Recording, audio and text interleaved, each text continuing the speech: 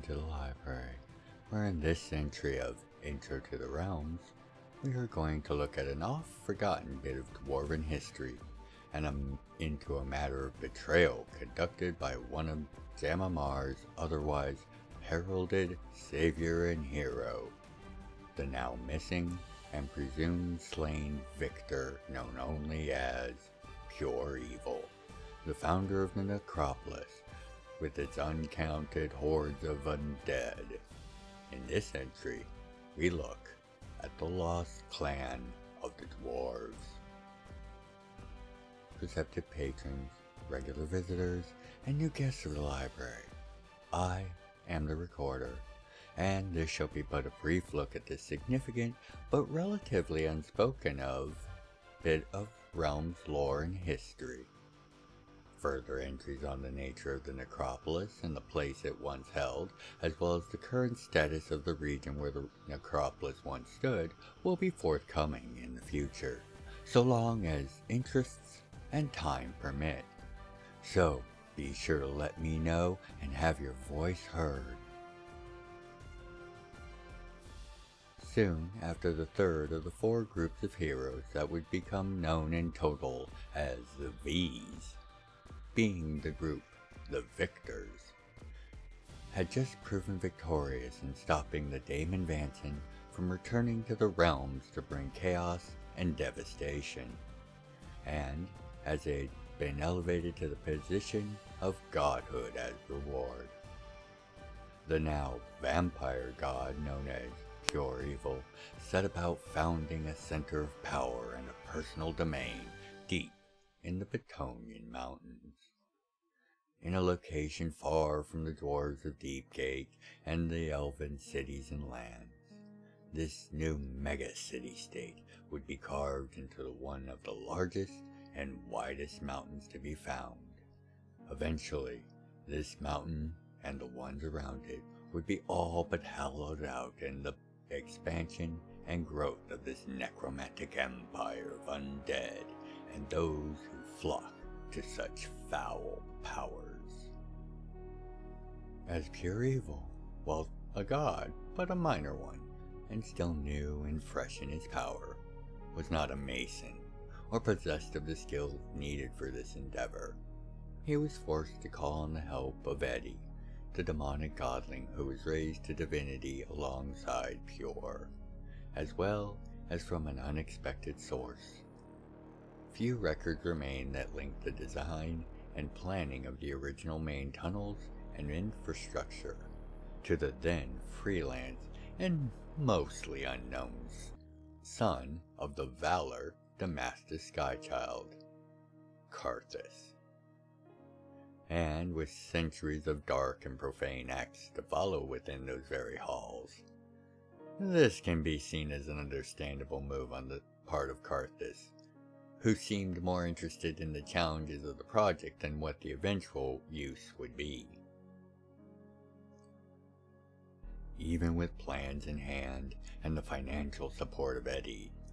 whose Old Dominion Island Resort and its gambling halls were still new but already bringing in fabulous amounts of wealth, the construction of a city-state this vast, even if it would grow into a size that dwarfed the original designs in the following centuries, was not something within the vampire's god's ability to make a reality. Thus, he sought out expert laborers and masters of such craft, and he found that in a clan of dwarves. The dwarves for their part were mostly unaware of the true nature of the godling that called on their services, and offered gold in generous amounts, knowing only that he was the newest of the V's, and therefore a hero of Jam'mar. And thus, the clan mothers approved the request, and the near total of the clan made their way to the site of the soon-to-be necropolis. For nearly a century, the clan dug, tunneled, and cut into the mountain,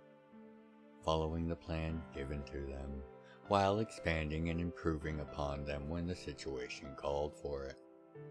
All the while, the clan grew more nervous as the true nature of both their employer and that of the place they were constructing were both seen and understood by the dwarves. However, they had a contract, and their honor demanded that they fulfill their part. So, nearly 100 years after the start of the project, when the core of what would be known as the necropolis was finished, and the workers and their families gathered in Total to celebrate this monumentous achievement, it was a time of celebration and relief. Many had feared the god would slay them to keep the secrets of his city safe, but as the tankers of the freshest and finest of dwarven brews flowed, with roasted meats and fine delicacies from across Jam'mar were served and consumed, many forgot these fears and heartily enjoyed the feast presented to them for their hard labors. There were even discussions of beginning the trip back to their holdings in the dwarven domains, where a bare few families of the clan were still there, maintaining the halls and conducting that business that was required. It was said that a transport back to those holdings was even sent prior to the feast, and while it is known to have arrived in their homelands, its contents and eventual fate are lost to the pages of time.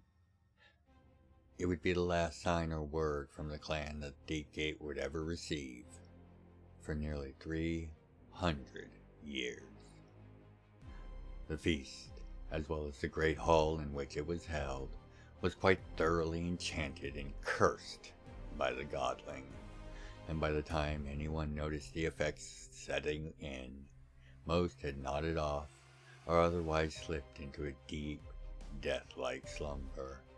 with the rest following suit rapidly. With nothing to stop the vampire god from having his own feast, he gladly drank each and every one of the dwarves dry, and further damned them by turning them into his thralls, minions, with the mightiest becoming full vampires themselves. By this point, Pure had perfected the heart case, a containment vessel to be installed in and around the hearts of his vampire minions. Not only did it protect the vital organ from a stake, an arrow, or even a bolt with its meteor iron case and the enchantments therein, it also contained a small, retractable stake within it to neutralize the vampire in question should they rebel or otherwise counter the will of their new master. As each of the undead dwarves woke up with a hard case installed and a mind overwhelmed by the will and might of their new divine master, all ideas of return were forgotten, and they began to return to the work of maintaining and expanding the city as was needed. Soon they formed the highest rung of undead nobility within the necropolis, with their word and rule surpassed only by that of Pure himself. They became his generals in the war with Evelyn, as well as for most of non-divine matters. This is how the fate of the clan became known to the Mothers of Deepgate. The mothers were of course furious, and their pleas are thought to be one of the factors that saw their god Samos join with the other old gods in their attempt to overthrow the new divine order during the Wars of the Spark to come centuries later. At the time, however, there was nothing to be done, as Pure Evil, despite his betrayal, was still a V, and the then Queen of the V's, Genevieve Nodocare, was clear that an attack on one V would incur the wrath of the total of their number, and none dared to face that force. So, without divine recourse, the mothers chose to do what they could to mitigate the damage, declaring the clan as the Lost Clan, and allowing those families that had been spared that damned fate to join into other clans. The clan's holdings were heavily borrowed on, to the tune of several million standard gold, to facilitate this, and thus became the property of the mothers until such time that the funds were repaid. An unlikely event, as all of the remaining families, only one refused to join another clan. The family of Stone Shapers swore a blood oath that they would return their clan to honor and set right the betrayal of this god. Millennia later, during the closing years of the Age of Respite and Reunion, the resurrected Necrotai Empire, with its leaders mounted and executed a plan that saw the mighty necropolis, along with several of the adjoining peaks and mountains, brought to ruin and devastation in a single night of explosions and other forms of subterfuge and sabotage that most have equated with the death of all within the damned city. The region is a large, flattish plain of broken stone and ice, high in the mountains now known as the Damned Lands, where the dark energies and foul magic still keep an impenetrable cloud cover and suffuses the land from the surface all the way down to where the necropolis once touched the deeps. Many of the corpses of those that were slain still roam the area, slaying any that dare intrude. The Lost Clan, being the mightiest of the vampires that Pure had raised, each far more skilled in the dark arts than their now lost master was when he turned them all those years ago, were thought to be all slain during the attack. However, for the few aware of the true history of the Lost Clan and the power they had amassed, this was a faint hope at best, and many began to wonder just how many of them were still hiding in the ruins, or had fled to establish their own holdings elsewhere.